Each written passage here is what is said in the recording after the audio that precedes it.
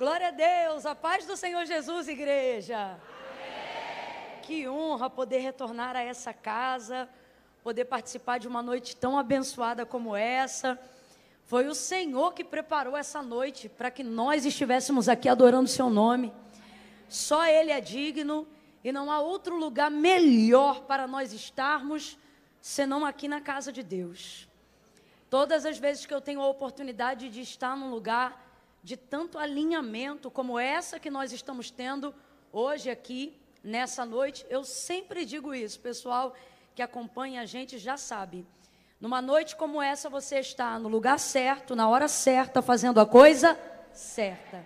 Diga assim comigo, lugar certo, hora certa, coisa certa.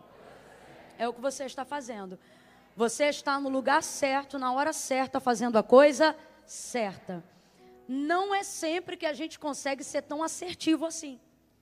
Às vezes a nossa intenção é boa, a nossa logística para fazer algo que desejamos também é boa, foi bem feita, mas acontece algo que está fora do nosso controle e aí a gente ou tem que desmarcar, ou não chega, ou alguém fura com a gente e a gente não consegue concluir algo que por melhor que fosse, que estivesse no nosso coração, mas não se realizou. Agora, nessa noite, não. Nessa noite você chegou no lugar certo. Você está fazendo a coisa certa, na hora certa. Isso é um alinhamento. O que é isso? E Camilo, o que isso significa? Significa que numa noite como essa, até o que era para dar errado, dá certo. Até o que estava desajustado, começa a entrar em ordem, porque você está no lugar certo, na hora certa, fazendo a coisa. Por isso você tem que gritar igual a minha amiga ali que gritou. Se você entende o que é isso, você vai dizer assim, ó: ainda bem que eu vim, Jesus. É isso, e foi o Senhor quem te trouxe. Glória a Deus. Bote a mão no seu coração aí agora. Feche os seus olhos, curve a sua cabeça. Pai, em nome de Jesus, nessa noite nós te louvamos, te agradecemos. Porque se estamos aqui nessa noite foi porque o Senhor nos trouxe. Não há nada na nossa carne, na nossa humanidade, que coopere voluntariamente com o Senhor. Não. Quando conseguimos viver uma noite como essa, quando conseguimos cultuar ao Senhor, lhe dando a nossa atenção, lhe dando a nossa devoção, colocando em segundo plano as circunstâncias que nos cercam, seja lugar, seja cadeira, seja coisas que ficaram em casa. Quando conseguimos fazer isso, Senhor, reconhecemos que esta obra não é nossa, mas esta obra é do Teu Espírito Santo.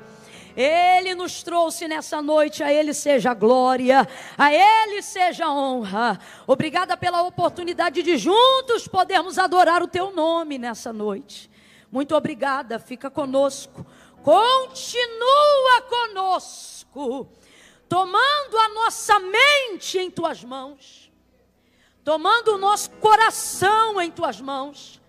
Não deixa a nossa mente se desviar para nenhum outro pensamento que nos roube do conhecimento da Tua palavra, do crescimento que o Teu Espírito Santo promove através da Tua palavra. Por isso, nessa hora, em nome de Jesus, nós oramos.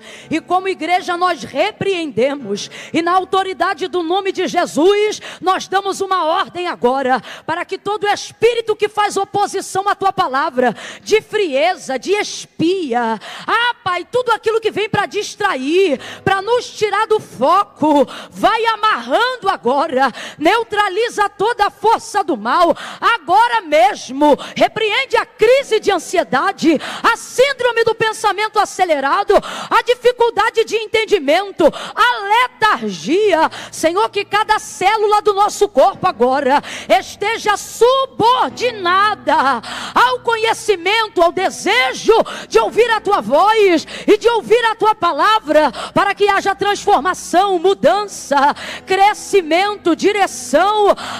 Senhor, fala conosco. Tem misericórdia da nossa vida, Senhor.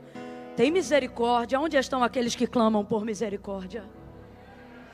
Tem misericórdia da nossa vida, Senhor, nós oramos.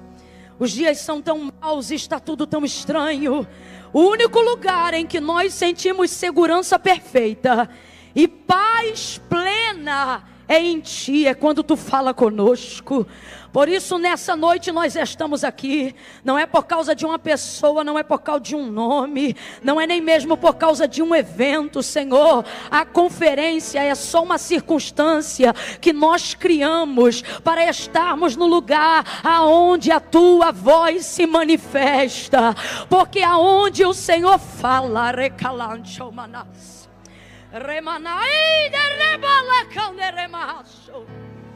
aonde o Senhor fala, a nossa alma se aquieta, os nossos pensamentos são organizados. Quantos pensamentos confusos agora mesmo, Senhor, nós estamos diante de Ti, Tu podes contemplar. Quantas almas agora mesmo estão afligidas por questões que não sabem como resolver, mas estão aqui como Pedro nesta noite, dispostas a ouvir a Tua voz, porque quando Tu fala, a tempestade te obedece. Quando Tu fala, o mar se aquieta. Quando Tu fala, o vento se acalma. Quando Tu fala, a depressão fica sob o seu domínio e sobre o seu controle. Quando Tu fala, a síndrome do pânico, ela é manietada, ela dá espaço para que a Tua voz encontre lugar no coração aflito. Eu oro agora com a Tua igreja, para que enquanto a Tua palavra estiver sendo pregada, todo espírito de angústia caia por terra agora mesmo, que haja alívio nas almas cansadas, que haja recuperação dos espíritos abatidos. Deus, passe em revista agora, e aonde houver uma mente cansada, uma mente que está se esforçando para se concentrar, para ouvir a Tua palavra, favorece ela, Espírito Santo. Tem misericórdia da vida dela, tem misericórdia. Até onde estão os que clamam por misericórdia? Tem misericórdia, filho de Davi.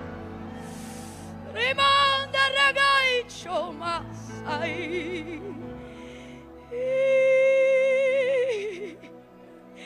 Tem misericórdia, Senhor. Não é que não queiramos mais de Ti, mas é que a carne tem sido afligida pela ansiedade, pela sobrecarga do trabalho. Mas nesta noite o Teu nome é perdão, e o Teu poder se manifesta na fraqueza, na fraqueza, na fraqueza. O Teu poder se manifesta na fraqueza de cada coração humilde, que nessa noite admite que está aqui por causa da Tua palavra.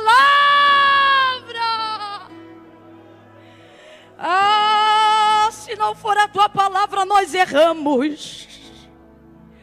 Sem a Tua palavra ficamos desorientados, sem resposta. Por isso nessa noite recebe o nosso clamor.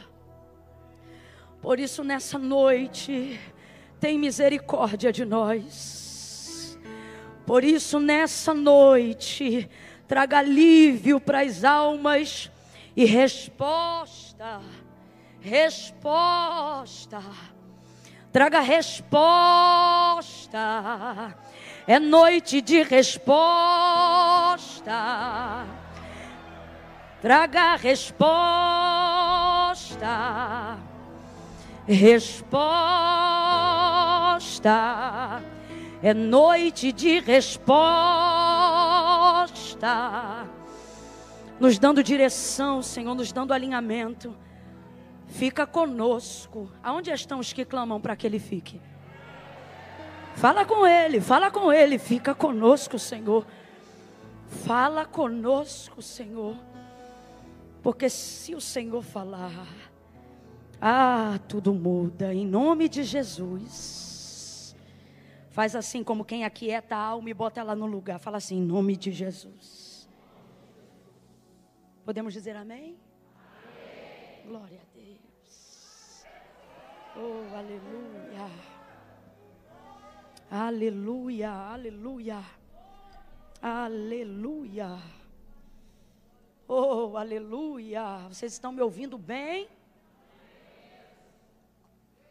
Lá atrás, está ouvindo bem?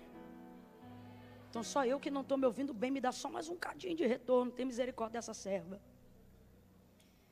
Gênesis, capítulo de número 17. Livro do Gênesis, capítulo 17. Pastor Samuel do Amor, eu vou vir nesse café para poder saber por que tu é Samuel do Amor. Eu não sei qual é a explicação lógica, né? Mas fica claro o testemunho aparente, né? Ele é de fato, ele, Vanessa do Amor, eles são do amor. Fazem com amor, ministram com amor, servem com amor, se dedicam com amor e carregam o tipo de amor que eu acredito. Que amor é esse? O amor que não se constitui em palavras, como disse João, né? O amor que tem atitude. Eu não acredito em amor que não se compromete. Eu não acredito em amor que não se responsabiliza. E a gente sempre que olha para vocês, a gente, graças a Deus, não se conhece de agora, mas já teve a oportunidade de contemplar o testemunho um do outro, já há tempos passados, sempre envolvidos na obra de Deus. Sempre, sempre, sempre, sempre. Então esse é um amor que eu acredito, um amor que se compromete, né? Deus abençoe vocês e o trabalho que vocês estão fazendo aqui em Sorocaba, viu? Porque obra de Deus, irmão, não é culto de noite lotado não, é trabalho quando ninguém está vendo, né? Então esses obreiros, esses voluntários e essa casa subsiste por causa disso. Você está num lugar que tem saúde espiritual, porque tem gente que não trabalha para ser visto, mas trabalha para servir ao Senhor, né? Isso é um privilégio. Se você entende isso, diga glória a Deus. Fica de boca fechada não, que eu não sei se você sabe, mas a Assembleia de Deus é pentecostal. Ah não, Camila, mas é que eu não sou muito de... veio no dia errado. Hoje tu vai aprender tudo, até a gritar, isso aí. Culto pentecostal é mais ou menos assim. Se tu vê um irmão dando glória a Deus, tu já se sente praticamente na obrigação de responder dizendo aleluia. Crente é assim, aí se ele dá aleluia, tem pentecostal hoje aqui, aleluia. Aleluia. Glória a Deus. Aí, não estou te falando, é assim. Então Deus abençoe meus amigos, Deus abençoe Pedro, Rebeca, essa família abençoada. Hoje eu estou acompanhada da minha mãe, diga glória a Deus, mãe. Até parece, quando Deus toma, não é glória a Deus chique assim não. Ninguém diz, mas está aí, toda madame hoje porque está em Sorocaba. Deus abençoe também o prefeito dessa cidade. Rapaz, você é crente mesmo, né? Não, ele é crente, irmão. Dá para perceber. Deus abençoe sua esposa, Cirlange. Aleluia. Toda vez que eu venho, ela vem. Tu é fechamento. Tamo junto. Deus abençoe vocês. Obrigada por tanta. Eu fiquei, sabe assim, de verdade. Eu me senti igual aqueles artistas. E o Oscar vai e para. Meu Deus. Não é, menina? Ih, tô me achando. Jesus me guarda da soberba, da vaidade, me cobre com o teu sangue. Eu amei, que honra. De verdade, não mereço. Mas Jesus faz essas coisas. Muito obrigado por tanto carinho, viu? Deus abençoe. Gênesis 17. Glória a Deus. Eita, pegaram já. Versículos 15 em diante. Essa palavra, ela tem queimado no meu coração já há algum tempo. E quando Deus ministra algo em meu coração para aquele tempo, é a palavra que eu ministro naquele tempo. Meu compromisso não é com a expectativa dos que ouvem, mas a expectativa da voz que quer falar conosco, né? Então, em obediência, Gênesis 17, a partir do versículo 15 em diante. Pode até abaixar agora, viu? Aqui, ó, servo de Deus. Coisa linda, né? Isso é humildade, é medo de atrapalhar o culto. A gente entra assim e sai assim. Pode até baixar um pouquinho agora, que agora tu botou aqui na mesurei e eu estou ouvindo de boa. Tá de boa, viu? Glória a Deus. Pode baixar, que nem eu me aguento. A partir do versículo 15 em diante, gente. Quantos acharam aí o texto? Digam amém. Amém. Quem não achou, diga misericórdia. Eu espero. Eu só quero lembrar que é Gênesis, é o primeiro. Tu vai passar o índice. Vocês param de rir. Tu Tu vai passar.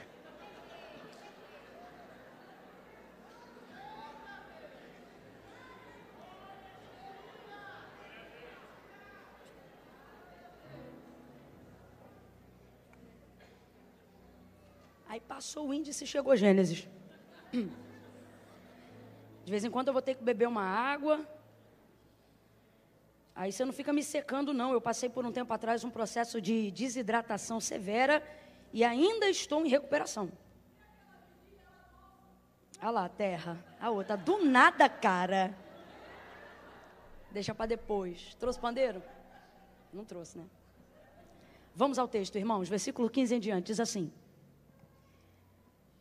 Disse também Deus a Abraão: quanto a Sarai, tua mulher, não mais a chamarás de Sarai, mas Sara será o seu nome. Verso 16. E eu a abençoarei, e dela te darei um filho. Eu a abençoarei, e ela será mãe de nações. Reis de povos sairão dela. Sairão de quem, gente? De quem, gente? Que é esposa de quem, gente? De Abraão. Versículo 17. Então caiu Abraão sobre o seu rosto. Ou seja, ele se prostrou ao ouvir a voz do Senhor e o que ele falava, ele se curvou, foi ao chão, botou o rosto ali em terra. E riu-se. Abraão fez o que, gente? E riu-se. E disse no seu coração. Disse no seu coração. Ele falou com a boca, gente? Ele verbalizou o que ele pensou? Não, ele pensou apenas no seu. E ele também riu no seu. Mas do lado de fora, sonso que só. Do lado de fora, perdão, Senhor. Do lado de fora o que ele disse foi isso aqui, Perdão, ainda do lado de dentro. O que ele está pensando do lado de dentro? A um homem de 100 anos há de nascer um filho? Então, quantos anos ele tinha? Isso. Então, ele está aqui do lado de dentro rindo, Ele está assim, A um homem de 100 anos há de nascer um filho? Aí ele continua, pensando aqui dentro, Conceberá Sara na idade de 90 anos? E disse Abraão a Deus. Agora ele não está pensando, agora ele está como, gente? Falando, dizendo, verbalizando. E disse Abraão a Deus: Oxalá viva Ismael diante de ti. Isso é o que ele está falando, mas você sabe o que ele está pensando. Isso é o que ele está, mas a gente sabe o que ele está. Se a gente sabe, mas alguém sabe. Davi disse assim, se eu colocar minha cama no mais profundo abismo, ali tu me vês, porque para ti a luz e as trevas são a mesma coisa. O que ele está dizendo? Não há nada que fuja do teu olhar.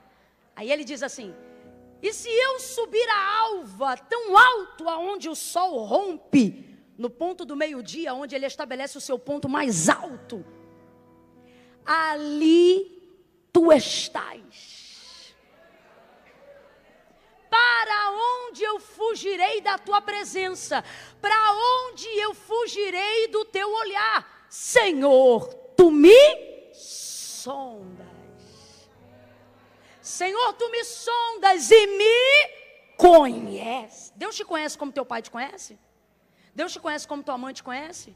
Deus te conhece como teu melhor amigo te conhece? Deus te conhece como você se conhece?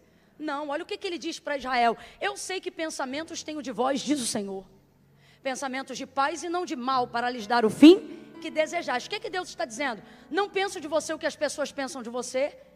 Não penso de você o que você pensa de si mesmo, porque eu tenho um pensamento próprio a seu respeito. Olha aqui para mim. Você sabe sobre você coisas hoje que daqui a 5 anos vão mudar e disso você nem sabe. Mas quando Deus te chama, não te chama baseado em como Ele te vê agora, mas em como Ele te vê sempre. Porque Deus não tem uma opinião a seu respeito, Deus sabe. Quem está me ouvindo aí, diga amém.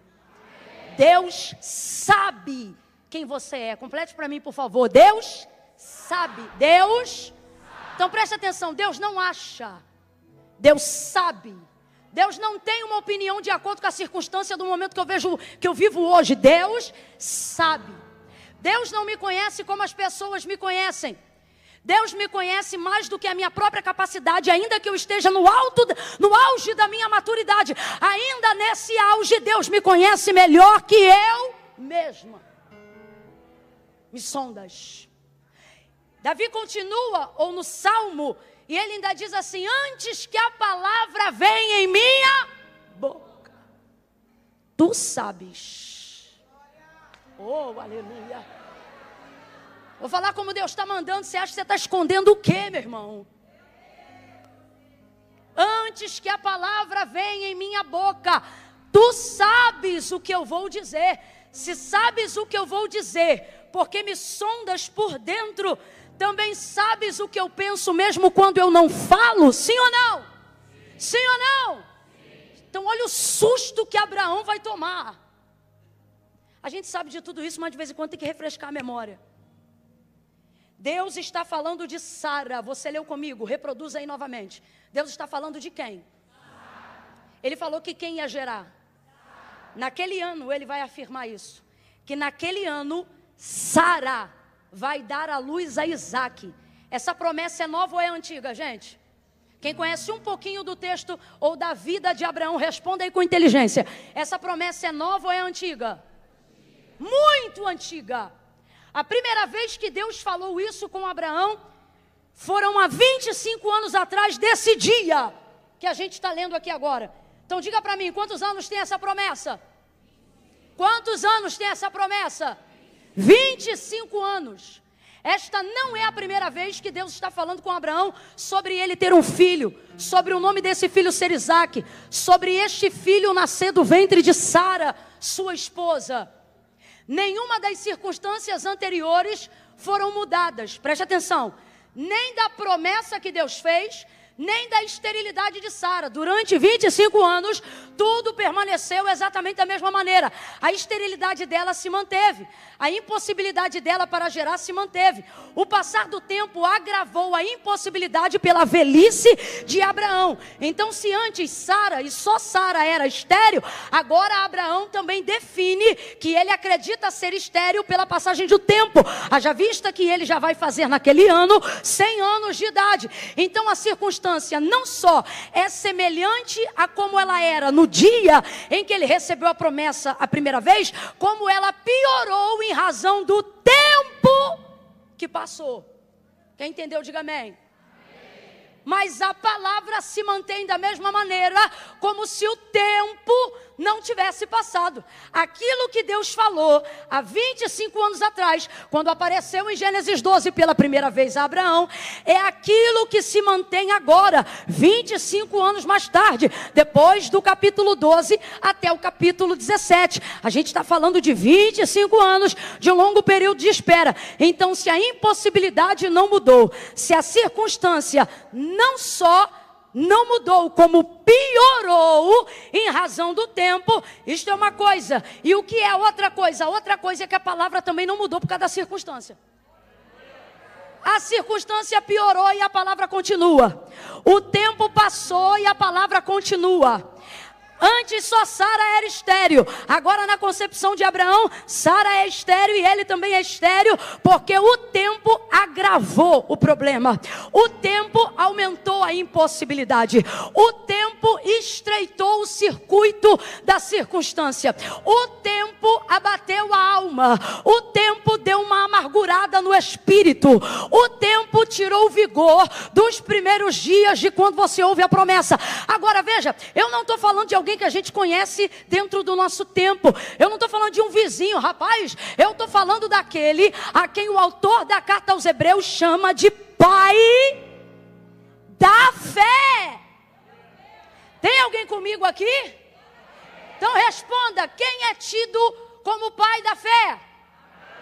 Porque ninguém teve uma régua mais alta de expectativa do que Abraão. Quando o Senhor chegou a Abraão em Gênesis 12 e disse para ele: sai da tua terra, da casa de teu pai, da tua parentela, vai para uma terra. Não falou qual era a terra. Vai para uma terra que eu vou te mostrar. Farei de ti uma grande nação. Eu vou tornar você fecundo. Eu vou multiplicar a tua descendência. Assim como alguém não pode contar as estrelas do céu, nem os grãos de areia da terra, assim não poderão contar a tua descendência. Eu vou fazer uma aliança contigo, e vou fazer uma aliança com os teus filhos em ti, com os filhos dos teus filhos, com os filhos dos filhos deles nos teus filhos. Aí ele vai resumir, e ele diz: e em ti serão benditos não só os hebreus, mas os egípcios, os paulistas, os cariocas.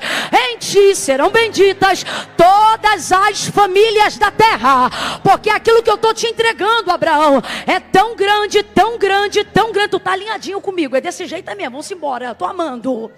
Tu tá tão grande, o que eu te entreguei é tão grande, é tão grande, que vai se cumprir em você, vai começar em você, vai passar por você. Só tem uma coisa que não vai acontecer com você. O que? Não vai terminar em você, porque o que eu faço em você hoje não acaba nunca mais. O que eu faço em você hoje vai alcançar gerações futuras, gerações que você não vai ter acesso, mas por causa do acesso que você deixou eu ter em você hoje, e por causa do acesso que eu deixei você ter em mim hoje, eu vou continuar acessando teus filhos, teu sangue, teu DNA, tua geração, mesmo depois que nem o pó dos teus ossos estiverem mais aqui. Esta é a minha aliança para contigo, diz o Senhor. Agora eu te pergunto: falaria Deus e não cumpriria? Ele é homem para que minta? Ou é filho do homem para que se arrependa de algo que ele tenha dito? Eu quero que você abra a tua boca agora e diga assim comigo: Deus não é homem. Não, eu falei para você falar com força. Diga: Deus não é homem. Deus não é menino. Deus não sou eu. Diga: Deus é Deus. Ele não remove palavra por causa de circunstâncias. Ele não retira promessa por causa de circunstâncias. Deus me trouxe hoje aqui para dizer para você apenas uma coisa: cuida do teu coração, porque dele procedem as saídas que dão vida. Então o que Deus está dizendo para mim, para você hoje aqui? Não te chamei para cuidar do que eu prometi. Não te chamei para ficar preocupado com o que eu falei. A cada dia que passa de uma promessa que Deus te fez e que ela ainda não se cumpriu, você não pode contar o tempo como presidiário. Como é que presidiário conta tempo? Ele marca um X na quantidade de tempo que ele está lá dentro. Passou um dia para não perder a noção do tempo. Às vezes a gente pega o que Deus falou com a gente e conta o tempo do não cumprimento, ou seja, o tempo da espera, o tempo que ainda não aconteceu aquilo que Deus falou. A gente conta da seguinte maneira: mais um dia que não se cumpriu. Mais um dia que não se cumpriu. Mentira ou verdade, gente? Vamos falar a verdade, porque deu som da gente. Vamos jogar limpo nessa noite. Quando na verdade não deveríamos contar assim. Ao invés de dizermos mais um dia que não cumpriu, deveríamos dizer menos um dia para acontecer. Ah, não. Será que você entendeu? Você vai pegar a folhinha daquele calendário que você tem em casa, e ao invés de ficar marcando, dizendo quanto tempo passou e não aconteceu, você vai marcar o tempo dizendo: olha quanto tempo passou, significa que está cada vez mais perto de acontecer. Oh. Por que devemos cuidar do nosso coração? Porque devemos cuidar nessa noite, não de fazer cumprir aquilo que Deus falou, mas de cuidarmos de nós, em como nós vamos estar quando Deus decidir cumprir. Por que eu estou dizendo isso? Vou falar rasgado que é para todo mundo entender. O que nós precisamos entender? O que Deus fala, Deus cumpre, sim ou não? Sim. Isso é responsabilidade de Deus, amém ou não amém? Amém. Agora, como eu estou quando se cumpre, não é responsabilidade de Deus, é responsabilidade minha. Não é sobre o que Deus vai fazer, é sobre como eu decidi esperar enquanto Ele não fazia. Deus está dizendo, sobre isso eu não interfiro, sobre isso é você que tem que desenvolver habilidade e capacidade para guardar e para acreditar naquilo que eu falei. Ninguém me contou, eu já vivi dias onde frequentei cultos de ações de graça, de gente que não tinha força para celebrar o próprio milagre. Por quê? Porque o que Deus tinha para fazer, Deus fez. A palavra que Deus prometeu se cumpriu. Mas quando chegou na hora de se cumprir, encontrou alguém que usou o tempo de espera para murmurar tanto, reclamar tanto, que tal pessoa adoeceu na alma. Tal enfermidade passou para o corpo. Irmãos, isso é bíblico. Tem enfermidade que é na área da saúde. Jesus cura a saúde. Agora, outras enfermidades, como por exemplo a mulher encurvada no templo, onde Jesus não deu saúde, Ele repreendeu o espírito de enfermidade, mostrando que o que ela sentia não era uma questão genética ou humana, mas era algo espiritual, que começou no espiritual e passou para o físico. E existem pessoas que no momento do cumprimento daquilo que Deus falou, Deus faz a parte dele, mas elas não têm celebração, elas não têm saúde, elas não têm capacidade para desenvolver aquilo que Deus falou, para desfrutar daquilo que Deus deu. Aí você diz assim, mas também deixou passar mó tempão. Antes eu era novo, agora eu já sou velho. Engraçado, porque todos aqueles que tiveram espírito pronto e coração guardado para receber o cumprimento de uma promessa, a nenhum deles na Bíblia o Senhor os encontrou caídos, enfermos e mal acabados. O próprio Davi dizia, fui moço, sou velho, nunca vi um justo desamparado, nem a sua descendência mendigar o pão. Eu estou falando de um ancião que tem disposição para dizer como nós temos que estar e como nós devemos aguardar a promessa de Deus, haja vista que Ele produziu e deu frutos até na sua velhice, cumprindo assim o salmo que diz que assim são os que esperam no Senhor. Meu Deus, o que o profeta Isaías vai deixar para a gente na primeira pessoa? Os jovens, que aqui não fala de idade, está falando sobre o comportamento, está falando sobre os apressados, aqueles que querem para ontem, aqueles onde tudo que tem que acontecer tem que ser rápido. Aí o que o profeta vai dizer? Que na verdade não é o profeta, é Deus na boca do profeta. Ele diz, os jovens se cansarão, os mancebos certamente cairão, mas os que esperam no Senhor. Então ele determina, me escute, ele determina a capacidade que você tem de receber algo, não pela força do seu braço, não pela juntura dos seus músculos, não pela sua idade. O que ele está determinando é o seguinte, que quem dá força para receber o que ele promete, não é cabelo, não é músculo, não é perna. Ele está dizendo, é espírito, é espírito. Aí olha o que é que o texto vai dizer. Estes, os cansados, ou melhor, os apressados, vão se cansar e não vão aguentar. Os mancebos, ou seja, os imaturos, vão cair no meio do caminho. Mas ele prossegue, mas só quem tem mais de 30 e se sente com 18, diga assim, mas, diga assim, mas. Se tiver um de 15 preguiçoso do teu lado, olha para ele com carinho e diz,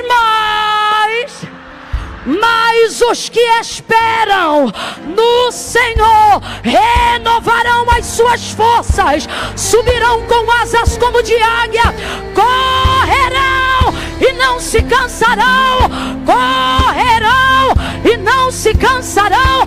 Há um renovo de Deus nessa casa. Ele trouxe gente hoje aqui para dizer: levanta o teu espírito, que eu cuido do teu corpo, para você estar pronto para receber o que eu falei. Renovarão as suas forças, subirão. Olha para quem está do teu lado e diz: quem tem? Está fraco, pelo amor de Deus. Que é isso? É por isso que Deus está mandando eu pregar essa palavra. Teu espírito está abatido. Olha para quem está do teu lado, busca a força da fraqueza e diz: quem tem?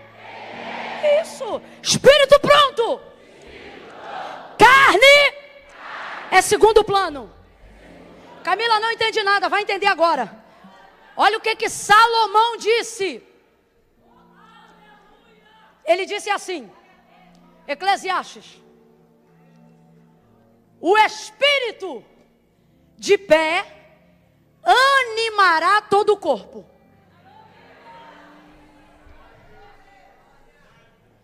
Ele diz assim: mas se o espírito estiver abatido, quem pois o animará?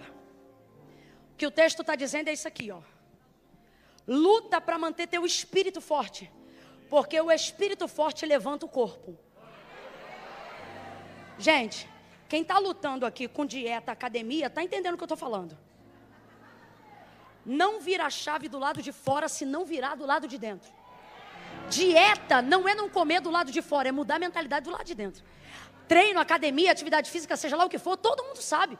Não é a capacidade de tomar uma atitude do lado de fora, é a capacidade que a gente tem de virar uma chave do lado de dentro. E por isso que é tão difícil. É mais fácil expulsar demônio do que organizar a vida. Porque demônio se subordina ao nome de Jesus. Se é demônio, você diz: sai em nome de Jesus, é liberto e vai fazer o que tem que fazer. Mas o problema é que o demônio sai em nome de Jesus, você não. Eu não. Não expulsamos-nos. Precisamos controlar e lutar contra nós mesmos. E nessa hora que a gente vê que um espírito que não está pronto e uma mente fraca é pior do que um demônio. Porque a gente se sente como? Paralisado. Estou mentindo ou estou falando a verdade? É confrontador, mas é uma realidade. Você pensa assim: eu não venço porque a fúria é grande. Não, você não vence porque a sua cauterização é grande. A capacidade de perfuratriz na própria mente é grande. Por quê? Porque a perfuratriz está na tua mão. E você não consegue. Deixa isso para outro dia, para questões neurológicas, mas é verdade. Então, olha o que ele está dizendo. Que o espírito, quando está pronto, ele dá o comando para o corpo. Por que a Bíblia diz que na tricotomia do ser, nós estamos divididos da seguinte maneira: espírito, alma e corpo. Você que é visitante, que nunca ouviu isso, presta atenção. Nós somos dotados daquilo que chamamos de tricotomia do ser. E o que é isso? Espírito, alma e corpo.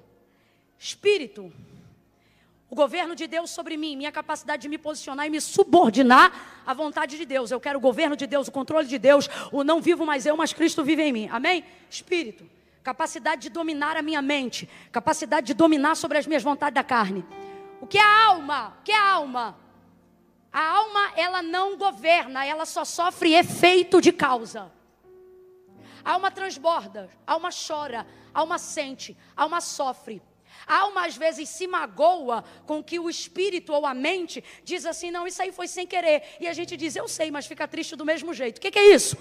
Alma, personalidade, lugar sentimental que já nasceu comigo. Características pessoais de quem eu sou, mesmo quando não quero ser. E por fim o corpo. Então vamos lá. Trocando a mente e botando espírito, alma e corpo. O espírito governa, manda mensagem para a mente. A mente faz a alma sentir-se diferente. E a alma, de acordo com o que ela se sente, ela manda o corpo reagir. Agora veja, aonde começa tudo? Aonde começa tudo? É disso que Salomão está falando. Se você souber botar o espírito de pé, o restante ele faz, é consequência. Agora, vamos lá. Qual é a área mais precária da nossa vida? Vida espiritual. Qual é o artigo de leitura mais vendido nos últimos 12 anos no meio cristão no Brasil? Produtos devocionais. Porque não se tem dificuldade para compreender qual é o caminho para buscar dom para milagres, oratória. Não se há dificuldade para se estudar sobre o que é hermenêutica, sobre como se tornar um apologeta. Aonde está hoje a maior dificuldade? Vida devocional. Não é a performance que eu tenho no culto. É a vida que eu deveria ter no quarto. As pessoas que querem desenvolver relacionamento sincero com Deus, não deixam o que elas veem aqui ou fazem aqui tirar delas o desejo real de ter uma vida com Deus. Então, conhecendo a si mesmas e sabendo que dom não é garantia de entrar no céu, desejam se relacionar com Deus. E é nessa hora que você vê que é mais fácil lidar com demônios do que consigo próprio. Vou falar rasgado que é para todo mundo entender e não tem problema o glória a Deus diminuir. Porque isso demonstra entendimento, não se celebra confronto. Quem celebra não está sendo confrontado, mas quem está em silêncio pensando, certamente está se colocando na posição de alguém que quer mudar. Tanto é que nós somos bons de quê? Campanha. A gente é bom de campanha. Porque acostumamos-nos a buscar a Deus em momentos de calamidade. Quando nada resolve, sabemos quem resolve. Quando nada pode, sabemos quem pode. Então, nessa hora, somos mais crentes do que nunca. Somos ótimos de fazermos jejum avulso. Mas quem aqui consegue colocar o jejum como uma disciplina espiritual semanal? Não bota. Não bota. E por que não bota? Porque disciplinas espirituais não trazem recompensa rápida. É uma questão de relacionamento a longo prazo. E a vida está tão corrida. Eu tenho tanta coisa para fazer. E é por isso que você está cansado. Mas quando tudo desaba e tudo te arrebenta, aí tu volta e recicla o espiritual. Só que Deus está dizendo, esse é o problema e é por isso que você não rompe. Porque você só quer me buscar na hora do socorro. Então tua vida é igual um eletrocardiograma. A hora você está bem, a hora você está mal. Porque você só busca a Deus como medida de socorro. Agora, o que é uma vida devocional verdadeira? É uma vida de disciplina espiritual. E ela vai requerer, para que ela se torne funcional, tornar-se prioridade na nossa vida. Então vou te fazer uma pergunta, deixa eu ver se você está entendendo. Qual deveria ser a prioridade de todo cristão? Espiritual ou corpo? Então vamos lá. Qual é a prioridade do cristão? Qual é a prioridade do cristão? Qual é a área da vida do cristão que deve ser mais importante? Vida financeira ou vida emocional? Qual é a área mais importante da vida de uma pessoa que crê que Jesus Cristo é o único mediador entre Deus e os homens, ou seja, que tudo foi feito por Ele e sem Ele nada do que foi feito poderia ser criado? Qual é a área que depende de ser prioridade? Vida emocional ou vida espiritual? Se isso é uma verdade pensada, por que vivemos de maneira que não corrobora com essa verdade que admitimos que é a verdade e esperamos resultados diferentes do que temos? Eu e você deveríamos ter no mínimo pudor de não reclamar da vida que a gente tem. Deixe que reclame quem tem vida de oração. Agora eu te pergunto, tu acha que quem tem vida de oração vive reclamando? Mas você e eu, que não ora como deveria orar, acha que pode reclamar porque não tem dinheiro para gasolina. Acha que pode reclamar porque não mora onde gostaria. Acha que pode reclamar porque ainda não foi curado de doenças emocionais. Acha que pode reclamar porque está enfrentando enfermidades crônicas. Deus está dizendo, é sério isso? Então quer dizer que você admite que não tem vida devocional, que não se relaciona como deveria se relacionar, mas reclama da vida que tem. Só que sendo que você admite que sua vida espiritual deveria ter prioridade. Agora eu te pergunto, você passa dias sem comer? Fica com vergonha não, vamos jogar limpo. Você passa dias sem comer? Mas já passou dias sem orar? Sim, sim, eu também. Sim, já passei dias sem orar. Sim. Você passa dias sem beber água? Mas já passou. Eu vou mais fundo agora, hein? Já passou semanas sem ler a Bíblia? Bora no coro, que aí não fica chato para ninguém, porque não tem aqui bonitão perfeitão, não tem. Não tem, que se tiver eu vou pedir Deus para te levar essa noite ainda para não te contaminar com nada.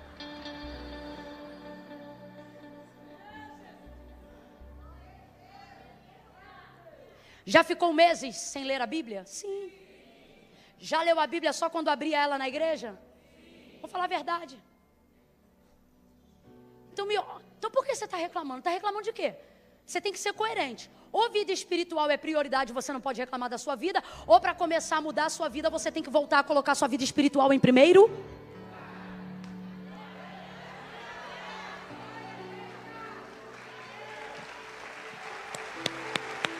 Esse aplauso é para o Senhor Jesus, que não desiste de nós e continua investindo na gente.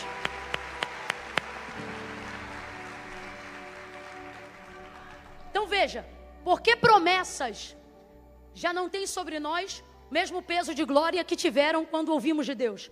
Porque palavras que nos impulsionavam e levantavam o nosso corpo deprimido da cama, hoje são as mesmas palavras, mas já não exercem o mesmo poder de impacto e de relevância sobre nós.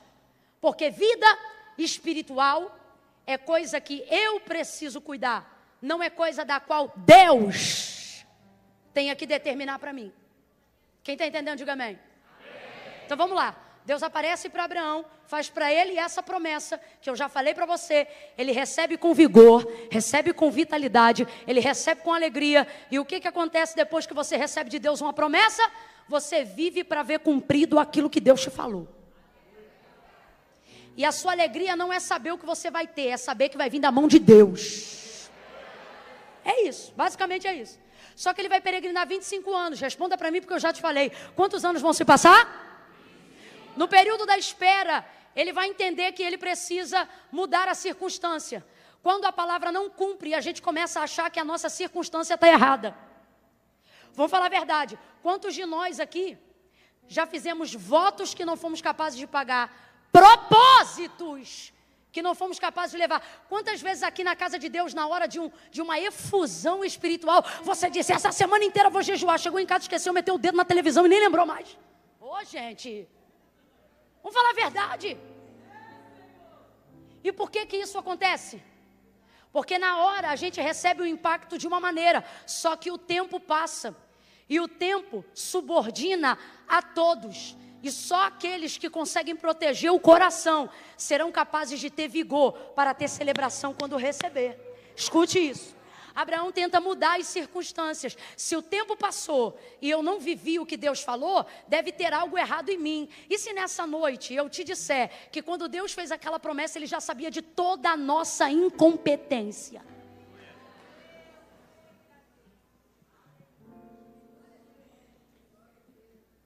Pare de fazer promessas das quais você não vai cumprir. Está querendo impressionar quem? Deus está me usando aqui nessa noite para dizer, você só está errando porque quer me impressionar. E você não me impressiona. Deus está mandando dizer isso aqui para alguém. Sabe quando você me impressiona? Quando você admite que não tem capacidade de me impressionar. Nessa hora tu me impressiona. Aí o tempo vai passar, ele tenta mexer na circunstância, que é o que a gente faz. Aí Sara, que era quem recebeu a promessa, e ela riu. Quem lembra que Sara riu? Quando o anjo do Senhor falou a Abraão que Sara seria mãe. Quem lembra? O texto diz que Sara estava atrás da porta ou atrás da tenda, e ela riu. E ele viu que ela riu. Aí ele confronta ela e diz, você riu? Ela diz, eu não ri não. Ele diz, riu sim. Ficou sem graça. O tempo passou, nada aconteceu. O que ela faz? Abraão, deita com Agar, a minha serva, e dela vai nascer o filho da promessa. Olha para mim, essa não foi a promessa que Deus fez. Deus não disse que Agar ia ter um filho. Deus disse que quem ia gerar o filho da promessa? Quem, gente? Esposa de quem, gente? Só que ela desdeita com H. E Abraão diz, tá bom, eu faço esse sacrifício. Deitou com H uma única vez. E ela vai gerar. E vai dar à luz a um filho que se chamava Ismael. Qual é o nome do filho de H? Bora, gente, qual é o nome do filho de H? Ismael. Vai dar maior conflito familiar. O pau quebra até hoje. Até hoje. Palestina e Israel. Até isso tudo que você está vendo foi por causa dessa ideia. Ué? Não estou brincando, estou falando sério. O que é você querer mudar a circunstância? Assim como a obediência abençoa gerações, a desobediência desgraça gerações. Botou H na cama de Abraão. H vai dar à luz a um filho. Seu nome será Ismael. Em Ismael, Abraão vai ter afago. Isaque é o filho da promessa.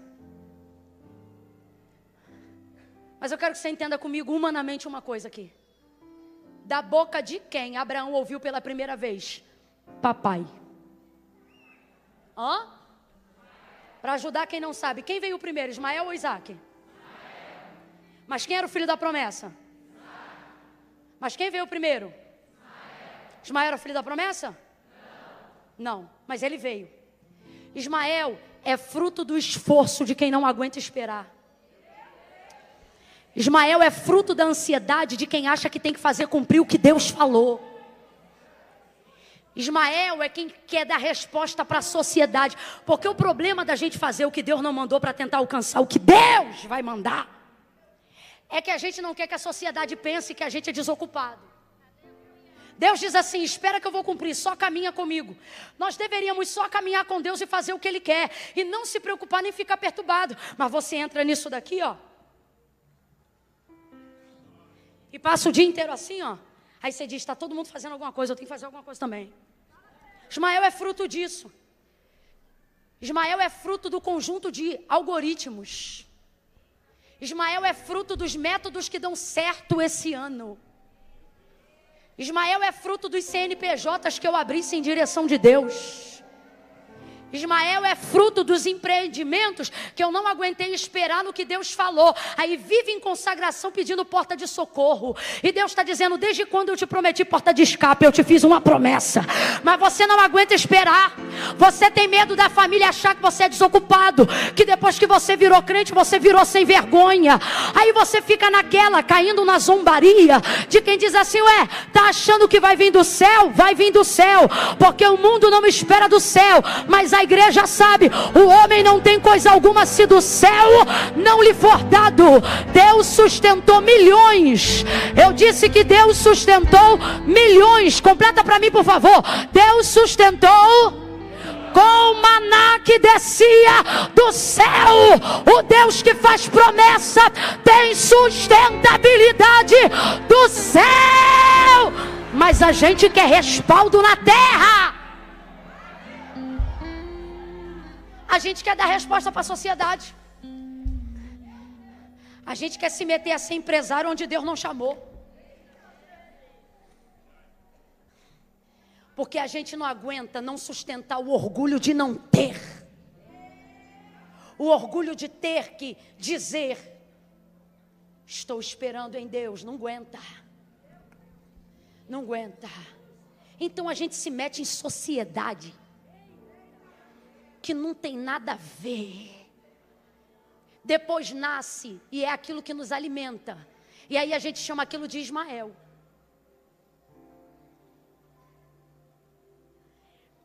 O que acontece com o lance Ismael? E eu quero que você entenda isso na sua vida e não na vida de Abraão. Depois que Ismael nasce, você cria. Está me ouvindo? O que um pai responsável faz com o filho que nasce? Mesmo que ele não tenha nascido em circunstâncias ideais, um homem faz o quê? Um homem faz o quê? Cria. Filho, depois que nasce a gente, Se a circunstância foi favorável ou não, se foi com a mulher certa ou não, isso é outro negócio. Homem que é homem, filho nasce, a gente cria. Fica a dica. Cria. Você não abandona porque foi fruto da ansiedade. Você não abandona porque foi fruto do desespero. Você não abandona porque foi fruto da ausência de sabedoria momentânea. Não. Nasceu, agora vai criar. E vai dar problema na criação. Porque tudo que nasce na desobediência vai dar. Não adianta. Mas homem que é homem, cria. Sustenta, garante. Então preste atenção. Abraão vai criar. Ele cria. Então entenda. Para nós hoje aqui, o que é Ismael? Aquilo que não veio de Deus, mas veio do meu braço, do meu esforço, do meu tempo, da minha frustração, de não conseguir esperar o que Deus ia fazer, então tentar dar um jeito para fazer do meu jeito. E agora nasceu e tenho que criar. Só que nessa criação, tem prazeres. Como por exemplo, você ouviu eu dizer aqui, quem foi o primeiro a chamar Abraão de pai? E você acha que Abraão se sentiu como? Triste ou feliz? Hã? Feliz. Um homem que ainda não tinha filhos, de repente tem um gurizinho andando dentro de casa dizendo, papai. Abraão está feliz ou não está? Ele está afagado ou não está? Consolado, sim ou não? Ele está bem, sim ou não? Só que promessa não foi feita para deixar a gente bem. Foi feito para deixar a gente ótimo e Deus glorificado. Então Abraão está bem. E o tempo vai passar. Ismael agora é um rapazinho quase. O tempo passou. Ismael já é grandinho. E ele está feliz. Quem ele quer que prospere? Ismael. Quem ele quer que cresça? Ismael. Quem ele quer que seja feliz? Ismael. Quem ele quer que tenha descendência? Perceba como Abraão não imagina mais Sara grávida. Perceba como com o tempo Sara também não se imagina mais grávida. Perceba como agora toda a expectativa que um dia foi colocada sobre Isaac agora está sobre a existência de um outro filho que não era plano de Deus. Qual é o nome dele? Isaac está caindo no esquecimento. E se nessa noite eu te disser que na primeira noite do Aviva, aqui na Devex Sorocaba, Deus te trouxe aqui para dizer que neste tempo presente da tua vida, não será como você pensa agora, vai ser como ele disse lá atrás. Camila, não estou entendendo. Vai entender.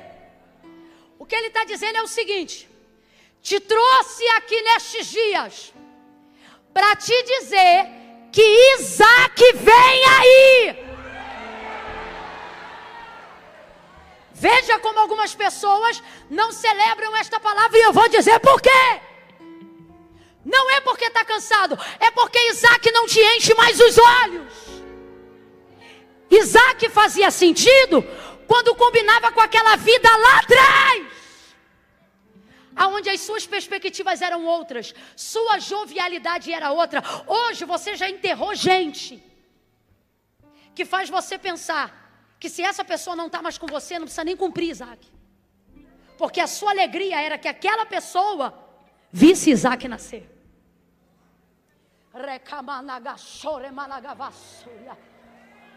Hoje eu vim falar de uma coisa muito séria e eu não vou me alongar, eu vou terminar nesse tópico. É uma mania que a gente tem de achar que a nossa intimidade com Deus determina o tempo da gente no cumprimento da promessa. É a gente sendo Marta na aldeia de Betânia, depois de Lázaro morto 4 dias. Jesus vai entrar lá e quando ele chega, na verdade antes de chegar, Marta vai dizer o que para ele? Se tu estivesses aqui, meu irmão não teria morrido. O que ela está dizendo o que para Jesus? Eu queria que tu tivesse vindo? O que ela está dizendo agora? Não adianta mais. É isso ou não é? Ela mandou um recadinho quando o irmão ainda estava enfermo. O teu amigo a quem tu amas está enfermo. Sabe o que está escrito nesse recado? Se tu ama, vem aqui. Se é teu amigo mesmo, prova agora. Só que o texto diz que Jesus leu o recado, mas não vai, fica mais um tempo. Depois que morre, passa mais um tempo, 4 dias. Quando Marta vê Jesus, ela não pensa no que ele ainda pode fazer. Ela só culpa ele por aquilo que ele não.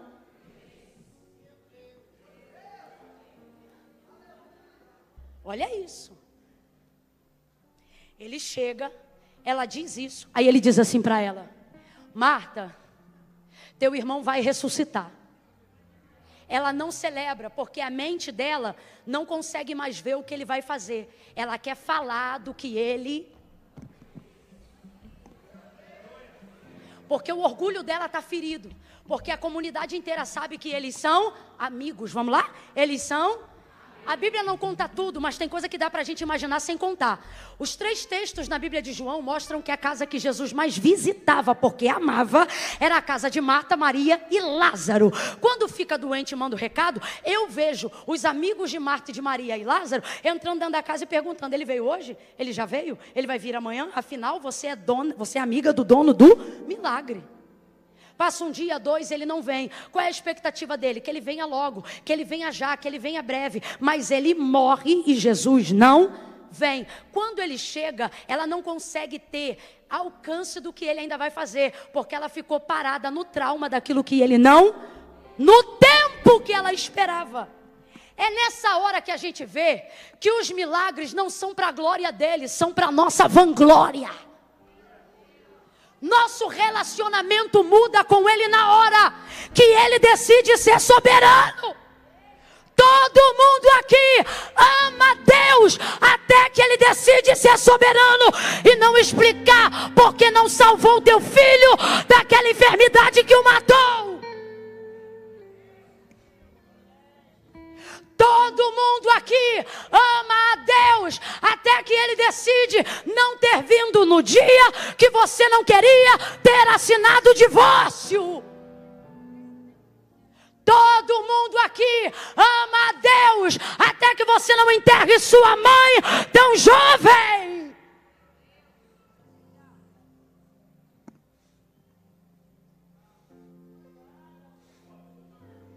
Todo mundo aqui ama a Deus até que ele decida não se justificar pelo que deixou de fazer.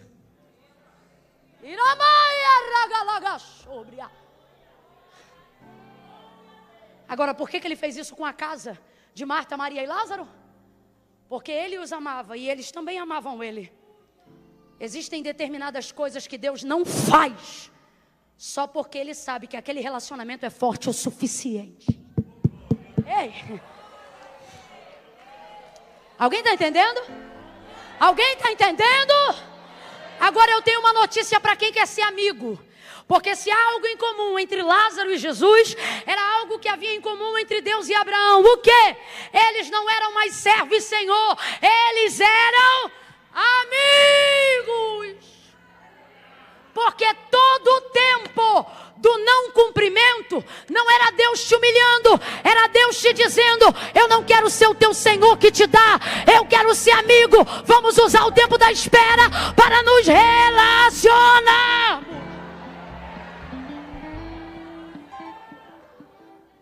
Ele diz: Marta, teu irmão vai ressuscitar. Aí ela diz: eu sei, naquele grande dia. Só que Jesus não veio falar de passado e também não veio falar de...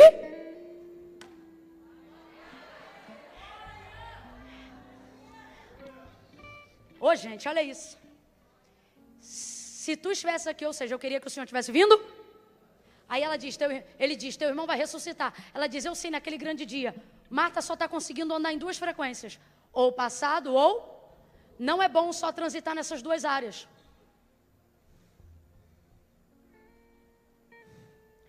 Passado, muito passado, depressão.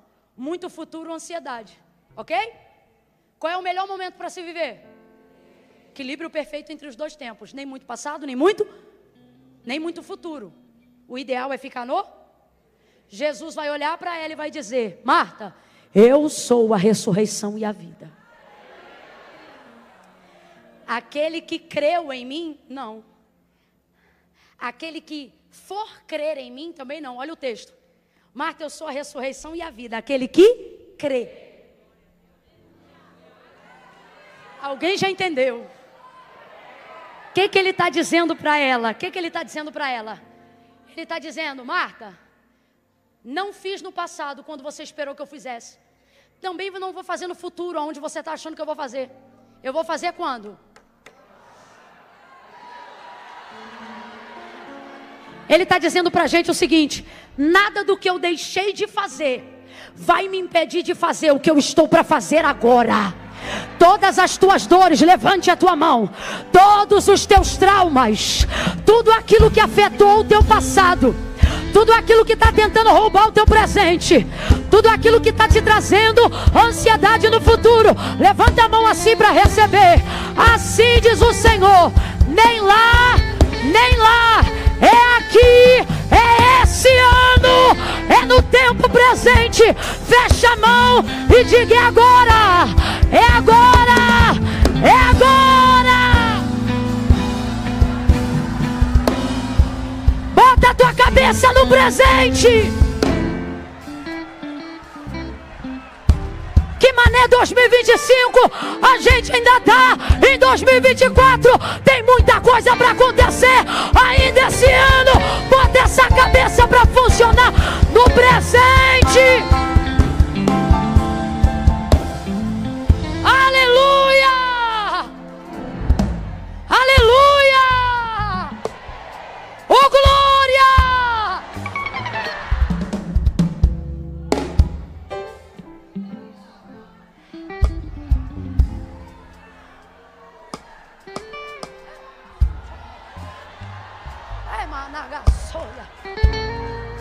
Só para quem é profeta e sabe que não está numa noite de entretenimento gospel. Bota a mão no ombro desse vizinho e deixa ele perceber que ele sentou do lado de um profeta do Deus Altíssimo. Sacode ela, sacode ele, vai, só sacode. E diga assim para ele: Deus não veio falar de Ismael, ele veio te dizer que Isaac, vem aí. É presente agora, é para esse ano, é para esse tempo. Aleluia! Acende a chama em nós, Senhor. Deus não veio falar do que aconteceu.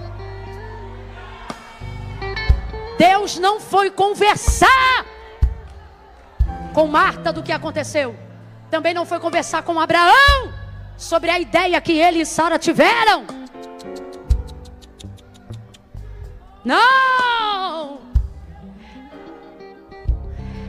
Deus veio falar do que ia acontecer aquele ano.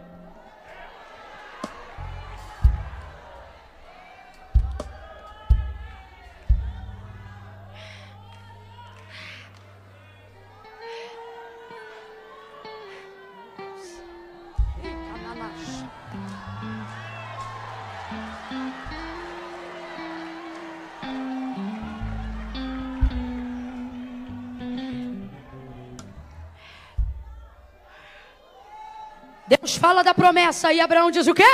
Oxalá, vive Ismael. O que ele está dizendo? Queira Deus, queira o Senhor, que tudo isso que o Senhor está me falando se cumpra em Ismael. Por que ele fala isso? Porque não acredita que um homem de 100 anos vai gerar Isaac. Não acredita que uma mulher de 90 anos vai gerar Isaac. Então ele pega toda a carga de anos de depósito e tenta colocar em Ismael. Aí Deus vai falar rasgado com ele assim, ó: Sara, tua mulher, te dará um filho. Tu lhe porás o nome de Isaac. Com ele.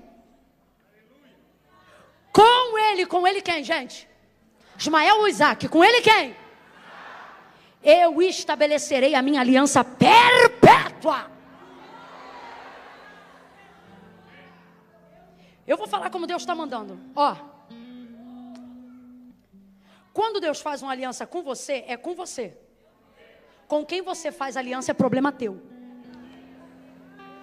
Sabe o que Deus está dizendo? A aliança que você fez com quem você fez é problema teu. Agora, porque tu é um problema meu, eu vou abençoar Ismael.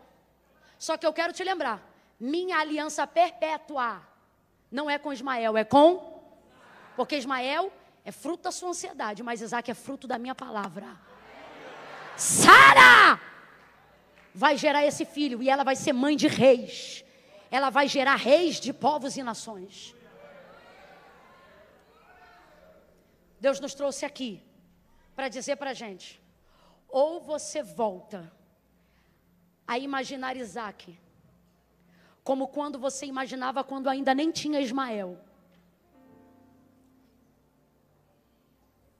ou você será alguém cansado, aonde Deus usará você para cumprir uma palavra, mas não haverá em você nem alegria e nem vigor para desfrutar do que Ele falou. E agora, tete a tete, eu te pergunto: é isso que você quer? Receber de Deus algo que Ele falou e não ter força para desfrutar? Pois então Deus está dizendo: cuide do teu espírito, que das circunstâncias eu cuido. Eu vim anunciar às irmãs para cima de 60 anos que teus cabelos brancos não roubarão de você a alegria de ver Deus cumprir aquilo que Ele te falou quando você ainda era jovenzinha na presença de Deus.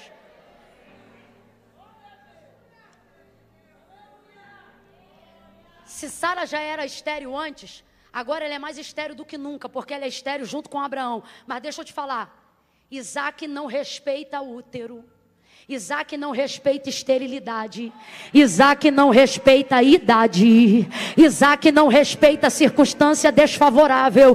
E por que não, Camila? Porque Isaac não é fruto do tempo de espera, é fruto do cumprimento de uma palavra. E quando chega o tempo dela se cumprir, ela se cumpre. Isaac vem aí. Deus está mandando eu dizer isso aqui. Isaac vem aí. Deus não vai acabar com o patrimônio emocional e espiritual que você construiu no tempo da espera. Mas isso é Ismael. Ele está dizendo: eu até vou abençoar o teu esforço, mas a tua realização, ela virá no cumprimento da minha palavra. Eu vou fazer o que nunca com teu esforço você poderia ter feito para você mesmo. Você vai se realizar em mim, vai glorificar a mim.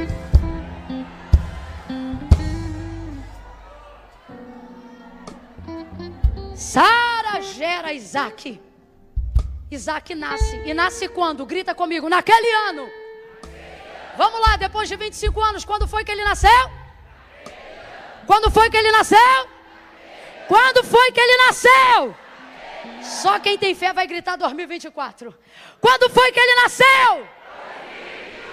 Quando é que teu Isaac vai nascer? Deus está dizendo: o ano ainda não acabou. Eu vim falar de presente com você. Dá um salto dessa cadeira, quem ainda tem espírito para receber Isaac. Manda ver, Deus. Manda ver. Manda vir. Deixa aceso só mais um instantinho. Só mais um instantinho. Se ajeita, se estica, vai. Bora. Vai.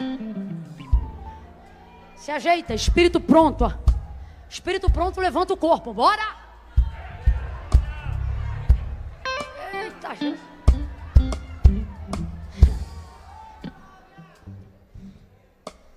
Olha aqui para mim. Não é que a gente não crê que Deus não possa fazer. O problema é que a gente não crê que ainda tem capacidade de receber. Vou falar de novo. Na maioria das vezes, o nosso maior dilema não é não crer que Deus não vai fazer. É crer que nós não teremos condições de administrar o feito de Deus. Aí você fica assim, ó: Senhor, abençoa meus filhos. E Deus está dizendo: mas a aliança eu fiz com você, eu vou abençoar você. Você diz: Deus, eu já não tenho mais idade para certas coisas. E Deus está dizendo: eu já sabia em que idade sua eu iria cumprir essa palavra. Olha aqui para mim, gente, com todo carinho do mundo. Deus falou com Abraão de descendência, de multiplicação. Você acha que Deus não sabia que Sara era estéril? Sabia ou não sabia? Só que o texto diz, capítulo 21 do livro do Gênesis: e o Senhor visitou a Sara, conforme havia dito que faria, e cumpriu no tempo determinado que falara, ou seja, naquele ano. E Sara concebeu e deu à luz a Isaque. Parece que nessa hora eu vejo Deus no céu dizendo: quem está rindo agora?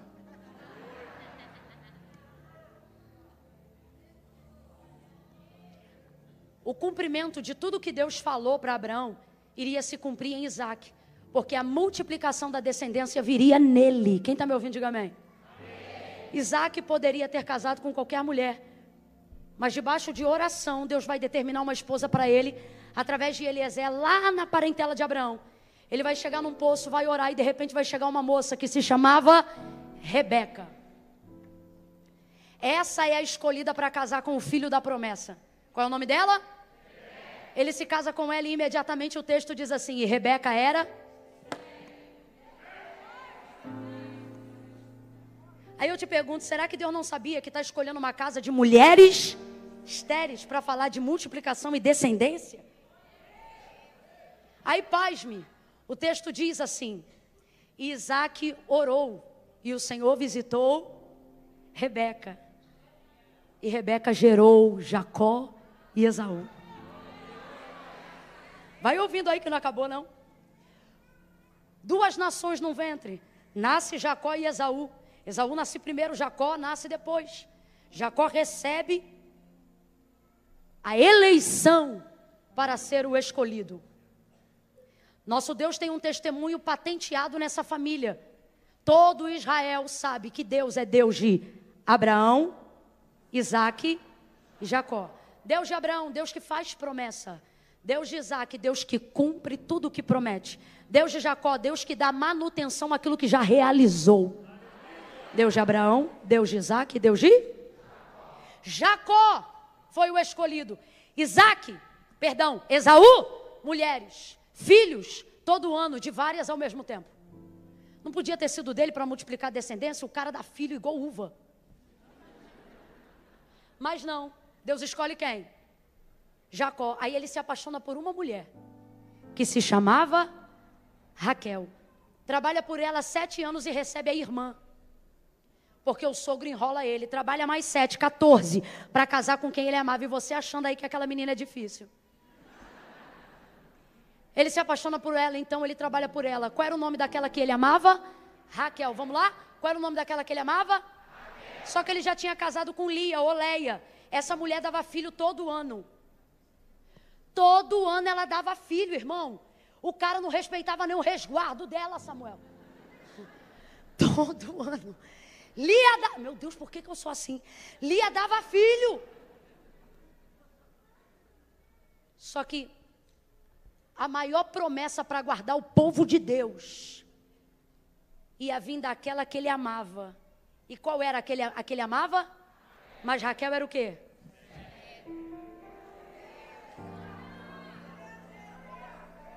Alguém está entendendo o que Deus está falando? Com todo carinho, Deus fala mais carinhoso do que eu. Vou tentar falar do meu jeito, que é para você entender. Deus está dizendo: não preciso de você para nada. Eu só quero que você creia e espere. Mas não espera murmurando, espera com paciência, espera animado, espera feliz por ser portador de uma palavra. E quando alguém for zombar de você e falar: tá esperando o quê? Tu não tem nada. Tu vai dizer: rapaz, eu tenho tudo. Mas tu tem o quê? Eu tenho uma palavra, eu estou debaixo de uma palavra. E quem me deu essa palavra foi Deus. Raquel era estéril. Aí o texto diz que o quê? Jacó orou. Aí Deus visitou a Raquel. E ela deu à luz a José. E ele vai ser aquele que é tido como, simbolicamente, um Cristo do Antigo Testamento. Vai preservar toda a descendência de Abraão. Todas as mulheres da casa de Abraão eram estéreis. O testemunho do Deus de Abraão, Isaque e Jacó é pautado num tripé de circunstâncias desfavoráveis. Aí está você aqui dizendo: por mim não precisa mais cumprir não. E Deus está dizendo: será que eu, o Senhor, que fiz o que fiz nessa casa, não posso fazer na tua vida este ano ainda? Deus está dizendo aqui para a gente: eu quero a tua cabeça no presente.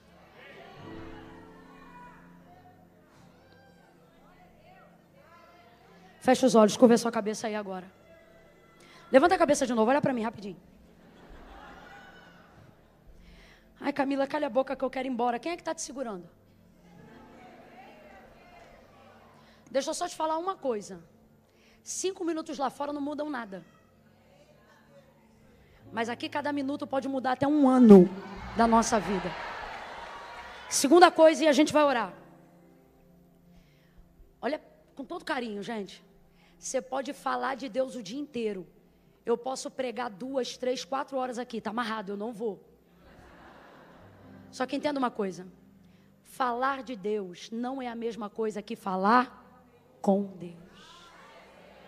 Às vezes eu vejo gente ansiosa na hora que eu digo assim, vamos orar. E a pessoa pensa assim, acabou. E já vai botando a bolsinha debaixo. Lá não vai entrar quem falou dele. Só vai entrar quem fala. Então quando um pastor, um pregador disser assim, ó, vamos orar, nunca encare isso como acabou. Encare isso como agora vai valer o que foi falado. Agora pode acontecer tudo o que foi falado, porque agora a gente vai falar com quem faz o que a gente falou.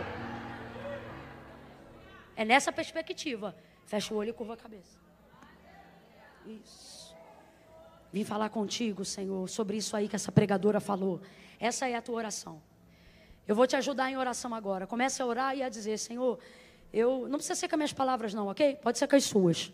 Senhor, eu quero te pedir perdão porque de uns anos para cá, eu parei de imaginar Isaac. Eu parei de imaginar aquelas coisas que antigamente o Senhor falava comigo no círculo de oração. Parei de imaginar que iriam se realizar aqueles sonhos que o Senhor me dava de revelação. Parei de acreditar naquelas palavras proféticas que um dia eu selei até ofertas no teu altar, falando que eu cria nelas. Eu quero te confessar que a verdade é que nos últimos dias eu me ocupei de Ismael e me esqueci de Isaac. Eu já não imagino mais ser aquele pastor que o Senhor falava. Eu já não me imagino mais nessa idade pregando. Eu já não me imagino mais nessa idade casando. Eu já não... Fala para Deus aí qual é a área. Fala para Ele.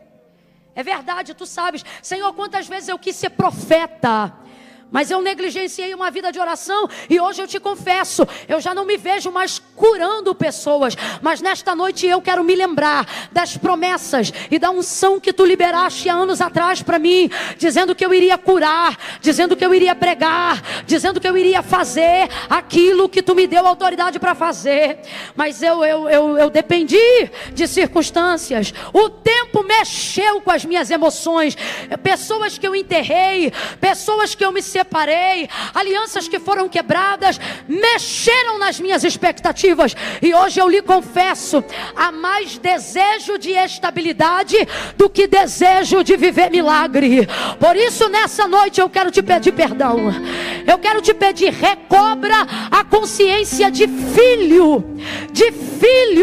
Me tira desse lugar de servo e me ajuda a voltar para aquele lugar de amigo, aquele lugar de quem conversava contigo na beira da pia, dentro do carro, no banheiro da empresa, de joelhos no quarto, aquele lugar onde eu ria das possibilidades que tu me oferecia, não porque eu duvidava, mas porque eu ficava imaginando, quando acontecer vai ter gente que vai ficar assustado, quando acontecer até eu vou ficar impressionado. Senhor, eu quero restaurar essa aliança, eu quero renovar meu relacionamento, eu quero renovar a minha fé contigo hoje.